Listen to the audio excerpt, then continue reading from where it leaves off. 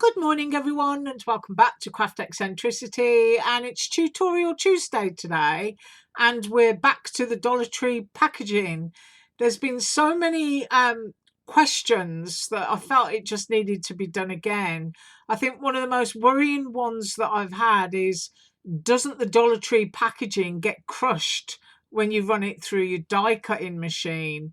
Well, the answer to that is that you don't. What you actually do is you put the die through the machine, you cut an aperture, and then the packaging is pushed through.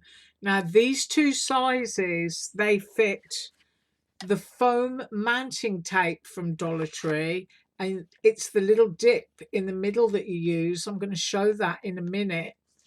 And also the double-sided tape from Dollar Tree, and it's the big dip in the center here that you get to use. Right, so let me show you something.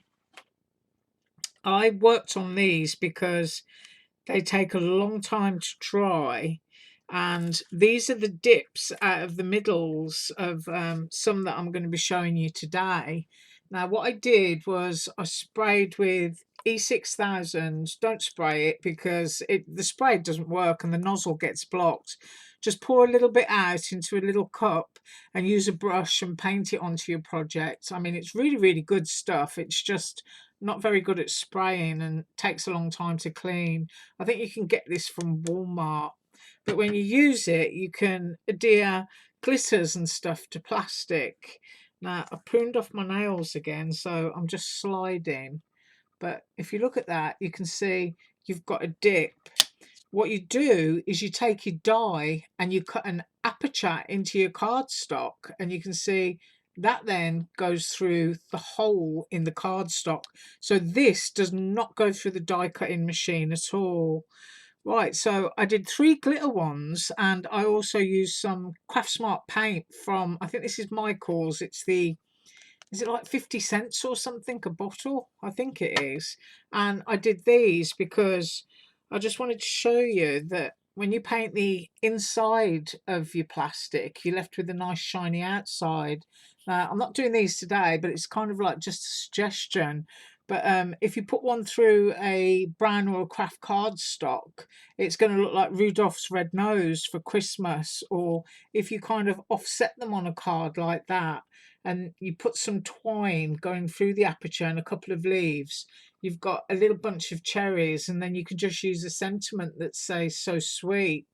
If it's somebody's 50th birthday, you could just put one in there, and it could be like an emergency reset button, you know, something humorous on a card. And of course you can paint them whatever colors you want, because they can be balloons or anything. But today I'm going to choose one of these because I used 3 types of my glitter and I wasn't sure which one I wanted, but I think actually I'm going to go with this one. This is Wow Glitter, and I don't know what shape it is. Is it hexagon or something? It's one of those, but I want to use this one, so I'm going to push those out of the way. I'm going to use some Dollar Tree baker's twine because it's a little Christmas card that we're going to make, and it is this die obviously that I'm using because it fits that piece from the packaging. I'm also going to be using the bow from my little dog set because it just seemed the right size. I'm going to use the engraved alphabet here from MX Art, and I'm also going to be using the wonky stitch frames here from Surprise Creation, and I think the ones I'm using are these two. And I'm also going to use a journal card from Crazy Crafter. So first of all, I need to run away and do some die cutting, and I'll be right back. Right, so I've done my die cutting and I've cut 2 of those little bows that I just showed you from that dog die, and I've used foil. The foil cardstock is from Tuesday Morning.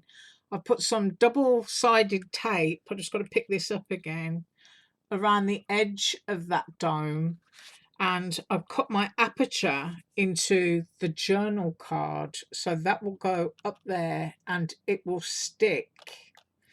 And then, just because it's a real simple way to make a Christmas card, I just cut out the letters in silver foil again in the J and the Y. And of course, that is where that will go. So it spells the word joy. Right, I want to put some Dollar Tree double-side foam tape to give this dimension, and I'm also going to put some on the back of here, and then I'll be back and show you that. Right, so I put all my foam tape on. It's on the back of the journal card that I've used, and it's also on the back of the red cardstock. So first of all, I want to pop this one down on top of the white one, and that's going to be the foundation for the card. So let's get all of those off here. It's great stuff, this Dollar Tree tape. It's obviously it's $1. Really good value for money.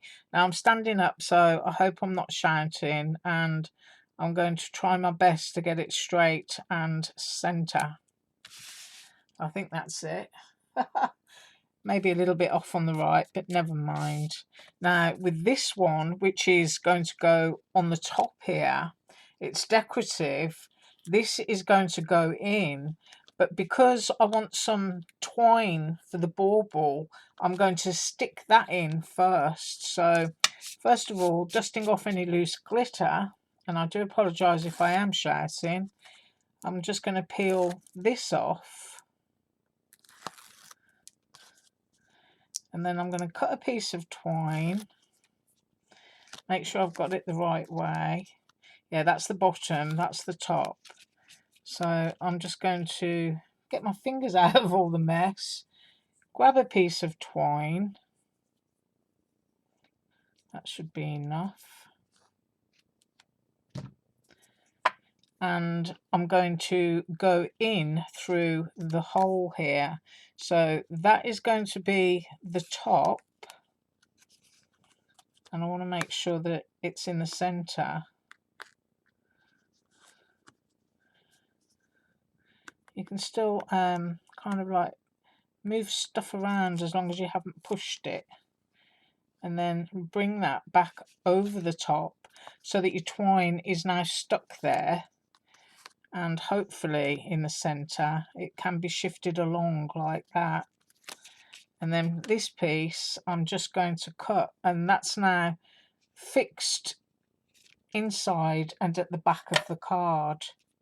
So the next thing that we need to do is peel off the tape around our little dome here and just pop that through.